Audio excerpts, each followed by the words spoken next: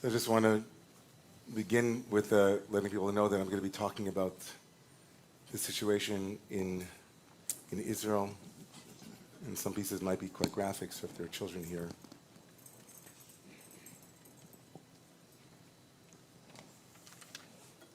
This past week, as I lay in bed with our 7-year-old son, Or, my heart broke into 1,000 pieces. As I sang him a lullaby, I could feel his vulnerability and trust as he let me caress his cheeks and his hair. And my mind stretched from the relative safety and privilege of our Upper West Side apartment to the terrible scenes and their aftermath that unfolded on October 7th to our fellow Jewish brothers and sisters in Israel. I wept as I imagined and felt the pain of mothers and fathers who buried their innocent children, feeling the unimaginable grief and despair they must have been feeling, their rage. How do we begin to make sense of the senseless slaughter of a child in front of her own parents? How will her little brother, who howled into a night that will never end, is there no chance that she will come back? He said. Or an Israeli family of 5, Aviv and Livnat Katz, their daughter Rotem and sons Yonatan and Yiftach, whose bodies were discovered in each other's arms, embracing as they were slaughtered by Hamas militant terrorists, barbarians. We are all still reeling from and trying to process what cannot ever be processed, trying to metabolize what we cannot and will never be able to metabolize. It is just simply overwhelming. But then my heart did something that many of us naturally do, and until a couple of weeks ago would be nothing significant or something to write about. In that moment, I did something that now feels transgressive to some, naive to others, insufficient to still more. My mind did not stop with the grief of my Jewish family. My mind also went to the image of the Al Jazeera journalist, Wael Dahdu, who lost his wife, son, daughter, and infant grandchild this past week. I tried to imagine and feel his despair, his disconsolation, his rage, and his infinite loss. I am, like most of you here, a Jewish humanist. I wear both of those identities proudly, like the great poem of the first rabbi of pre-Mandate Palestine, Rav Kook, who wrote, "There is a person who sings the song of the nation, who steps forward from their private self and finds, which he finds too narrow and insufficiently developed, who yearns for heights, clings to a sensitive love of the entirety of the Jewish nation and sings its song. There is a person whose soul is even broader than that and expands beyond the border of Israel. Singing the song of humanity, this soul constantly grows broader with exalted totality of humanity." These two songs, the song of the nation and the song of humanity, Rav Kook wrote, were supposed to be seen as circles of care and compassion that one transcended but included the other. That to sing the song of humanity was to sing also the song of the nation, of the Jewish nation. To be both focused on family, but see as oneself as part of a bigger family. And we might feel those songs to be in tension, especially when we feel that singing one means not being able to sing the other. And at this moment, many of us feel that that is exactly the story. It feels as though our humanism and universalism comes at a great cost. We feel unsafe and disoriented on so many, many levels all at once. The massacre on October 7th shocked us to our core. It forced many of us to question many of our long-held beliefs and struggle with many of our assumptions about how to experience and express our human and Jewish identity. We believe that anyone who looked carefully could see that Israel is a complicated, nuanced, chaotic, young, but liberal and vibrant democracy. We believed that life in Israel was in its fullness, emblematic of what liberal democracy might produce. Creativity, arts, restaurants, you name it, culture, even movie stars. As Jews, Israel was and continues to be a beacon, a place that we're proud of. Its technology, its Torah, its gay culture mixing with jazz culture. We believed, and still do, that the world, or maybe not anymore, we believed, and maybe not anymore, believed that the world could see that.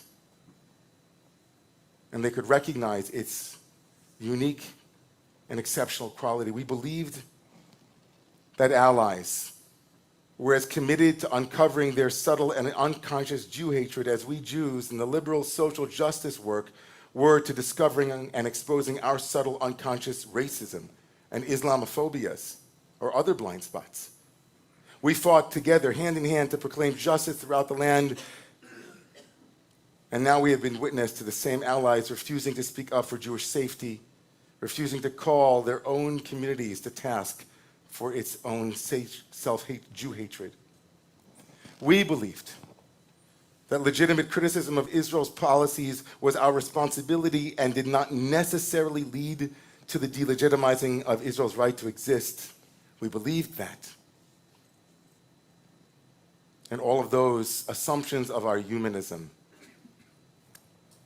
all of them have come into question and come into a place of radical reckoning.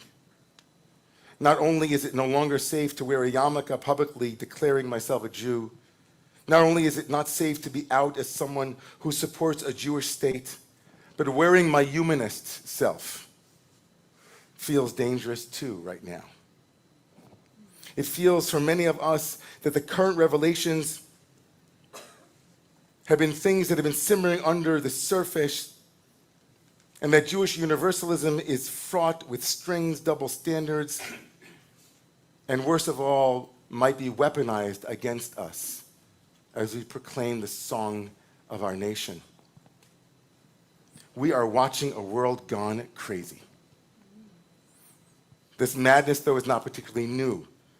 We are facing events that are shockingly unprecedented and yet wholly predictable. We Jews believe in what scholar David Roski's called the repeatability of the unprecedented.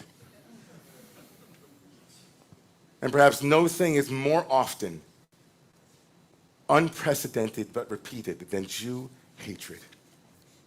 Protests here in New York City and on college campuses calling for global jihad. Terrified Jewish students at Cooper Union barricaded in a library when a mob set upon them. Academics in leading bastions of the enlightened mind issuing public statements refusing to call Hamas a terror organization or condemn its atrocities. 2,000 sociologists signed a letter that Israel was committing a genocide and that anything that Hamas does is justified by the context. The University of California, Berkeley, and Ethnic Studies Faculty Council released a statement condemning anyone who describes what Hamas did as terrorism, which is offensive, apparently. The student leader of a Wellesley residential house wrote to the entire dorm that she oversees, "We firmly believe that there should be no space, no consideration, no support for Zionism within the Wellesley College community." Harvard launched a task force to help ensure that pro-Hamas protesters feel safe and can get jobs, while also berating any Jews they might find. And at George Washington University, students projected onto the side of the school library, "Glory to our martyrs and free Palestine from the river to the sea."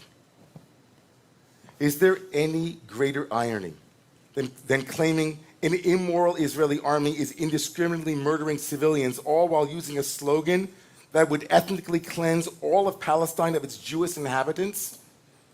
Free Palestine from the river to the sea means all of the millions of Jews. Or is it not in any way ironic and crazy-making to be told that what Israel is doing is genocidal, but what Hamas did is not? How is it the mind is just completely saturated with the craziness, the collective psychosis that is taking place? I'm sorry if I'm not feeling that compelled to throw my lot in just yet with a world gone mad.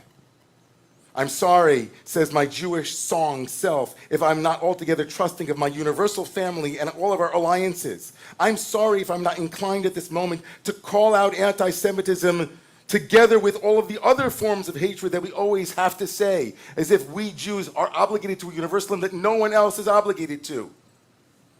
I'm sorry. I am so sorry to say that the Holocaust is indeed a special occurrence. I say I'm sorry, but of course I'm not apologizing. I'm angry and I'm sickened. Today is the anniversary of the worst massacre of Jews on American soil. A gunman walked into the Tree of Life Synagogue and massacred 11 beautiful souls. Joyce, Richard, Rose, Jerry, Cecil and David, Bernice and Sylvan, Daniel, Melvin, and Irving, people that you knew, who were standing to welcome the stranger, to welcome the guest. On this anniversary of the Tree of Life shooting in the weeks before, we will remember Kristallnacht. In the less than 3 weeks since Jewish women were raped, babies decapitated, and peace-loving musical festival attendees were butchered by Hamas, while millions of viewers celebrated this barbarity by celebrating in the streets and handing out candy. My Jewish self screams, why should I ever trust you again? And I know that too must have been the journey of Abraham, whose election takes place tomorrow morning in synagogues around the world. Abraham, who came from a land full of idol worshippers. Abraham, who the tradition says was called the Ivri, the one on the other side, because the whole world could be on one side and Abraham would be on the other. Abraham, the iconoclast, the one who was chosen because eventually he would stand up and for the whole world. Abraham must have gone through a journey of expansion of his own family circle to a bigger family. We don't encounter Abraham in the beginning of his story willing to fight for Sodom and Gomorrah. That'll take until chapter 18 and 19. In the beginning, Abraham is self-preservational. In this week's Torah portion, he makes his way to the land of Canaan and immediately is told by God, go down to Egypt. And he recognizes right away that he's in danger. And so he does whatever it takes to protect himself. Should have protected Sarah. But his consciousness was about his family's preservation. He recognized before Hillel said it, if ein anili nili. If we are not for ourselves, then who will be for us? Abraham went into full-on build a wall mode. Make sure that everything is safe. Make sure that we can sing the song of the self. It was only later on that Abraham realized that if he sang only the song of his family and not the song of the people of Sodom and Gomorrah, then he was also, in that way, limited.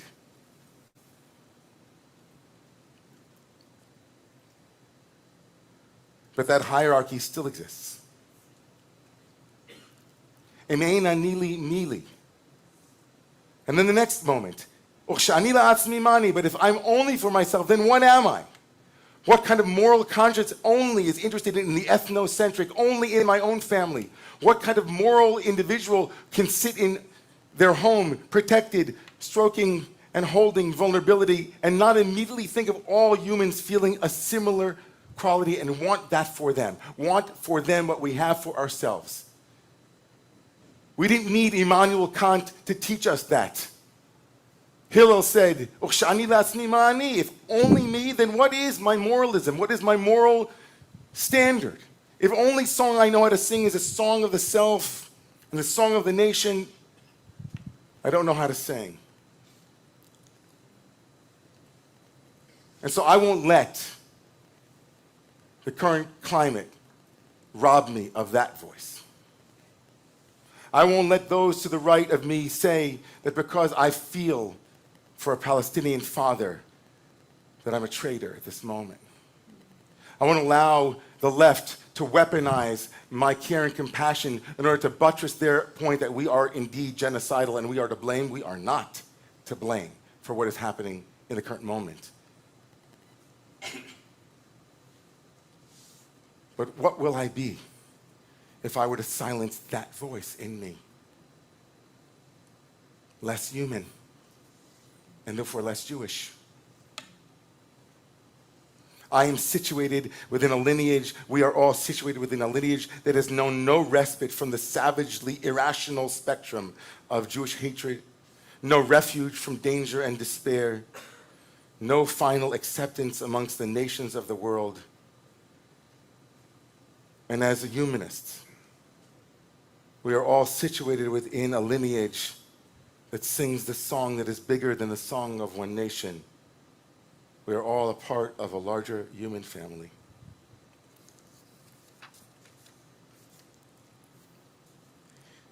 In the story of the Torah last week, God gives a commandment to the first humans. He says to them, you can eat from all the trees. You can eat from every one of them. But don't eat from the tree of life.